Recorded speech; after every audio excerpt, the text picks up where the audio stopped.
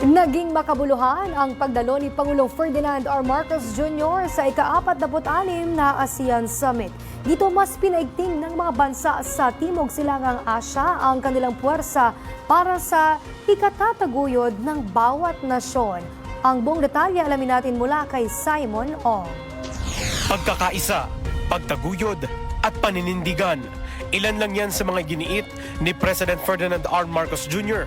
sa ikalawang araw ng 46 ASEAN Summit and related summits. Sa ikalabing-anim na Brunei Darussalam, Indonesia, Malaysia, Philippine East ASEAN Growth Area o BIM-EAGA.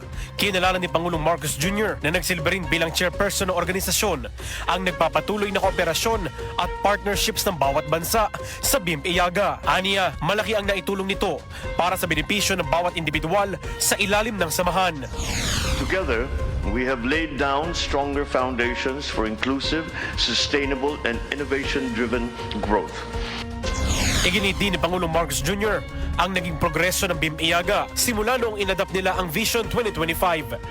As we convene today, let us take this opportunity to not only celebrate these milestones, but to also affirm our shared vision for a more integrated, prosperous, and resilient BIM-EAGA. Samantala, nagkaroon naman ng bilateral meeting sina Pangulong Marcos Jr. at Prime Minister Sonsay Sifandon ng Lao People's Democratic Republic. Dito, nagkasundo ang dalawang lider na mas lalo nilang paigtingin ang pagtutulungan sa kalakalan, edukasyon at seguridad, gayon din ang pagkakaisa para sa kapayapaan at kaunlaran ng rehiyon. Pinag-usapan naman ng Pangulo at ni Thailand Prime Minister Paitongtarn Shinawatra ang mas pinalakas na trade, economic relations, agricultural cooperation at paglaban sa mga transnational crime. Nagbulong rin ang Pangulo at si Vietnamese Prime Minister Pham Minh Chinh. Pinag-usapan nila ang posibilidad ng mas binaigting at komprehensibong strategic partnership. Highlight naman sa naging talumpati ng Pangulo sa nangyaring ikalawang ASEAN Gulf Cooperation Council o ASEAN GCC ang kanyang panawagan para sa vulnerable nations na magkaroon ng akses sa pondo sa gitna ng climate risk na kinakaharap ng mga ito.